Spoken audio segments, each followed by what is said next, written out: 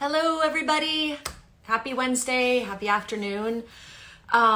So I wanted to come on today and talk to you about a topic that I think is probably important to many of you. If you've been following me for a while, you probably have some kind of interest in health and wellness and nutrition, maybe in healthy cooking. And also for the new year, you might have, set some goals for yourself or have some kind of ideas of something that you want to improve in your life or in your health.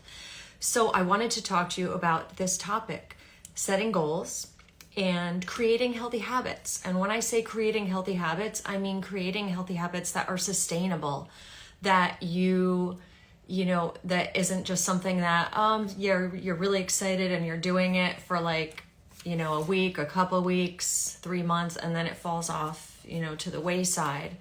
I want to talk to you about how do you set healthy goals and actually achieve them, and not let them go in the future. How do you maintain healthy habits? And by healthy habits, we could be talking about anything from exercise, regular exercise, to hello, salty runner, to eating better. We could be talking about creating a meditation practice, doing a daily run. Who knows? Everyone has different goals, right? And the other reason I wanted to talk about this today is that we're 3 weeks into the new year, and it was funny. I realized.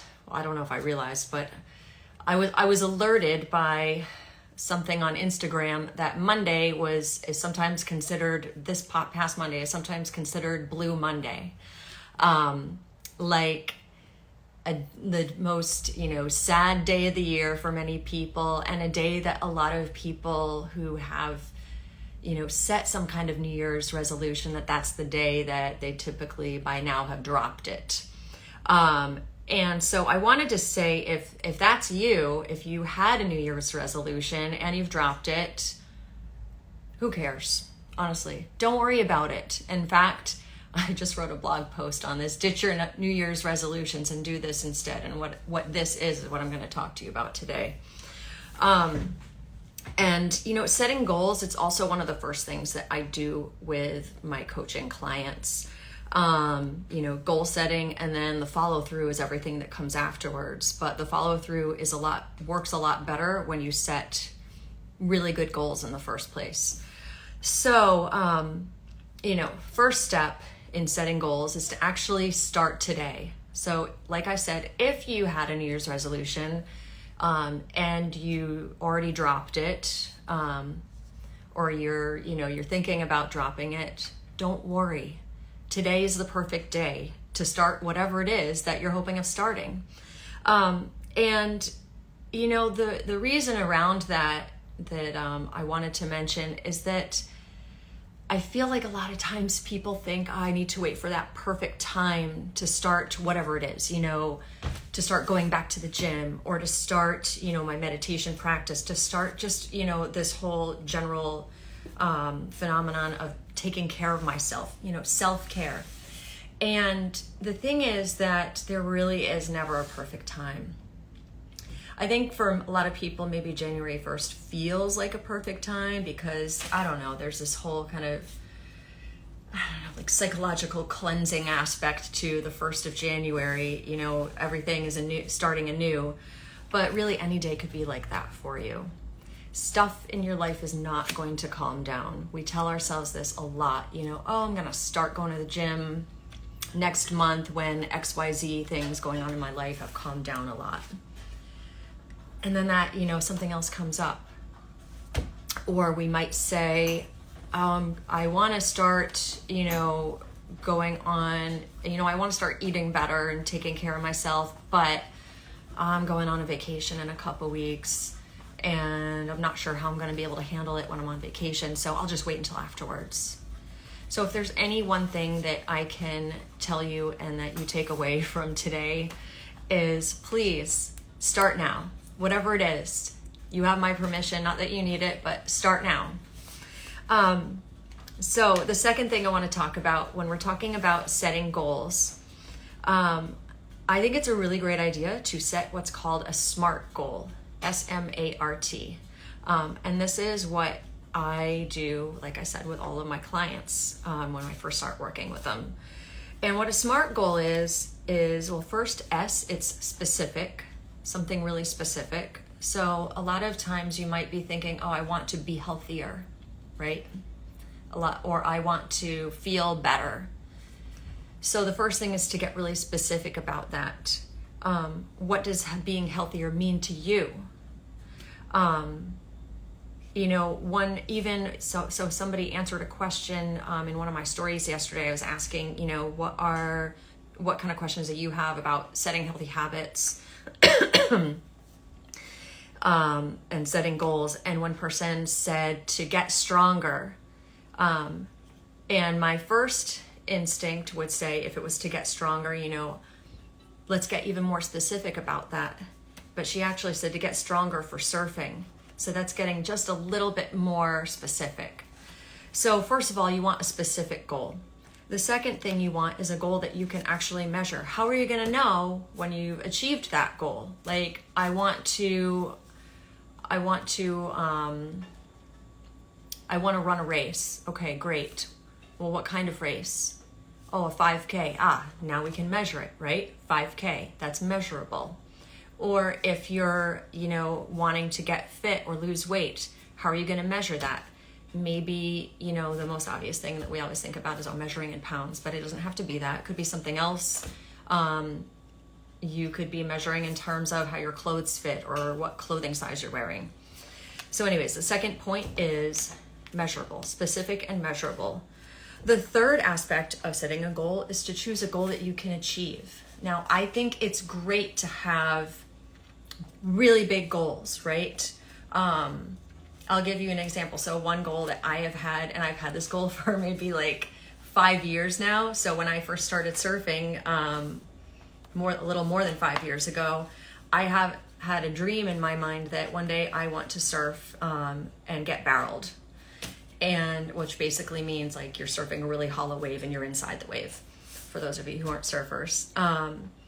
And I haven't been able to achieve that yet, but it's a big goal that's in the back of my mind. But for most of us, we need kind of smaller goals, maybe in addition to that big goal, that are achievable in the short and medium term. So getting back to the running example, if you have never run before, setting a goal of running a marathon this year might not be the most achievable goal. But what if you said, I want to run a marathon one day, but right now I'm just going to focus on running a 5K. That's probably a more achievable goal to you. I mean, you have to assess this for yourself, of course. Fourth thing, relevant, choosing a goal that's important to you. So one thing that I'm thinking about is, a lot of people in January choose to go vegan for the month or to go dry, not drink any alcohol for the month. And for some people that decide to do that, that might be a really, really important goal that ties into their bigger vision of their life and feels, emotionally feels important. But for others, maybe that's not an important goal. Maybe it doesn't kind of link up to your big vision for your life or your big, where you want to go, the kind of person that you want to be. And that's okay. The point is to set a goal that actually means something to you, because it'll make it more likely that you'll feel motivated to keep working on it. And the last thing is to have a goal that is time bound, where you have an idea of when you will have accomplished this goal. So, if it's a 5K, maybe you have a specific deadline. You find a specific deadline, maybe a specific race, maybe it's in like April or something. And that's the day, that is the kind of deadline for you accomplishing your goal. On a kind of a smaller kind of day-to-day level, you might have a goal of running, at least for, the next couple of weeks, running a mile every single morning, 5 days a week. that could be, a specific, measurable, achievable, and time-bound goal. So step one is start now. Step 2 is have a SMART goal. It's easier said than done, but doing this kind of like inner work and brainstorming and getting really specific about what you want to achieve is going to be setting you up for success in the future.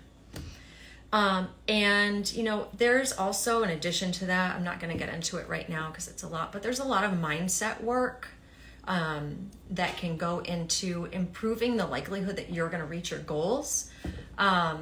Like thinking about who is the person, if you want to, let's say, if you wanted to run a marathon, what type of person is able to run a marathon? What kind of thoughts go through that person's head? What kind of, behaviors do they have? What kind of daily habits do they have? Thinking about all of that, and more, and just kind of, to the best of your ability, taking on the habits and the mindset of that person who's already able to run the marathon is going to make it easier for you to do the work and actually get to the point where you're running a marathon. But I want to move on and talk about step 3, which is creating a plan of action. And I think oftentimes this is kind of what people go straight to. What am I going to do? So creating a plan of action, and I have a few tips here for you. So one is whatever it is that you have decided you're going to do. Maybe you're going to, you're trying to think about the steps that are going to bring you closer to your goal, right? The number one thing you want to do is be consistent even when you don't feel like it, which is so hard, right? It's hard to be consistent, but I have some other tips that can help you to stay consistent even when you don't feel like it. So one thing that I myself do, and I know some of my clients have done, is schedule yourself in. So I actually have, I'm kind of old school. I have my, my Google Calendar, but I also have a paper planner, like a date book basically. And I like to see what my day is going to look like. And I literally schedule myself in for my day. And so, like, for instance, I know that every morning I have a kind of a morning routine.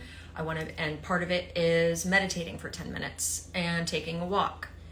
And when I write those things into my calendar every morning, like whatever it is, like 7 a.m. or something, I'm much more likely to get it done.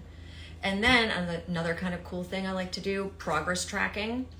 If you have a measurable goal, you can track your progress, right?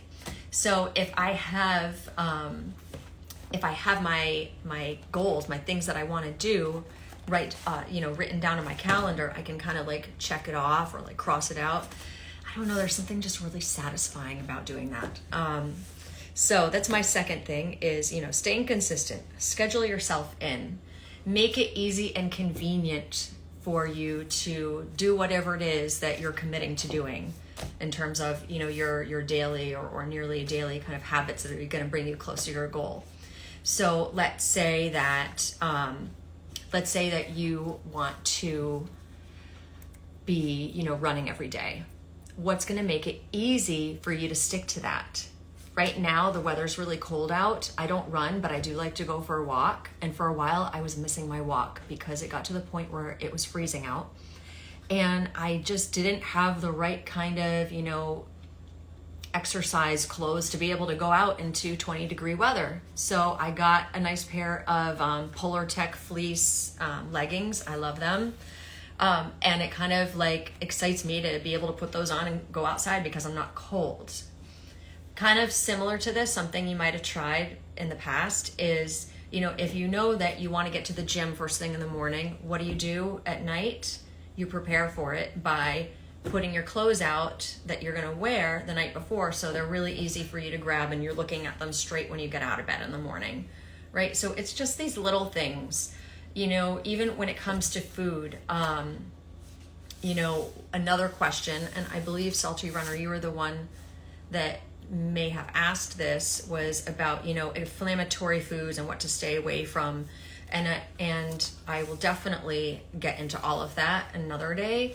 But one thing I can say right now is, inflammatory foods, or foods that you just think about, like foods that you shouldn't be eating or that you don't want to eat, like ice cream. If I have ice cream in the house, I'll want to eat it. But if I'm trying to not eat that, one thing I can do is make it easy for me not to eat it. Or I can make it difficult for me to eat it by not having it in the house. And by instead having a lot of, healthy snacks in the house, like vegetables and hummus and stuff like that in my fridge. Having just a stocked kitchen full of healthy foods helps me kind of crowd out the stuff that's not as good for me. So making it easy and convenient for you to stick to your habits, and if it's, a habit or a behavior you're trying to avoid, making it hard for you to do that. And one other tip that I want to leave you guys with when it comes to, creating your plan of action and staying consistent is to reconsider your social circle. Who you're spending time with. So this can kind of go in two different directions. One is, let's say that that you're really looking to improve how you're eating and be exercising more. If you can surround yourself with people who are also have those same values, are also kind of doing the same thing, that's really encouraging, and it can help you to stay on track. In a sense, you're kind of going to help each other, right? And then kind of the opposite of that, sometimes, unfortunately, we have people in our lives that, many of whom that we love dearly, but they aren't supportive of whatever goals that we are working on. So, it might be time to kind of set some boundaries about, what your relationship is going to be with those people kind of going forward.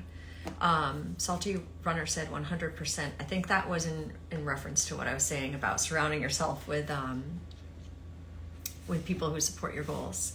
So important. But also, obviously, the other thing is, just thinking about who you've got around you that's influencing you, basically. Are people around you, your family, your friends, whomever, are they influencing you in a positive way that's helping you kind of reach this next level of you in your life? Or are they influencing you in a way that's holding you back? That's something that, I can't answer for you. I can't answer that for you. You have to kind of think about that yourself. So I think that's about it for today. So just to recap here, we're talking about setting goals and creating healthy habits. Step one, start today. There's never going to be a perfect time for you to start anything. There's always crazy, crazy, crazy stuff happening in our lives. So you just kind of have to decide if this is what you want and then commit. Step two, create a SMART goal. This can take some time, but it's really, really worth it. Create a goal that's specific, measurable, achievable, relevant to you, and time-bound, has a time limit. And create a plan of action and stay consistent. Schedule yourself into your calendar. Schedule in those healthy habits. Track your progress. Check it off when you've done it. Make it easy and convenient to do the things that you are trying to add into your life. Make it difficult or inconvenient to keep up with any habits that you're trying to drop. And then think about who can you surround yourself with that's really going to, push you to the next level of your life and help you achieve your goals. So that's it for today. Thank you for tuning in. And if you're watching the replay, I'd love to hear your thoughts. If you have any questions about what I've talked about. And of course, if you would like some support working on your healthy goals this year, please, don't be afraid to reach out, send me a DM. I'd love to connect with you. Okay. Bye-bye.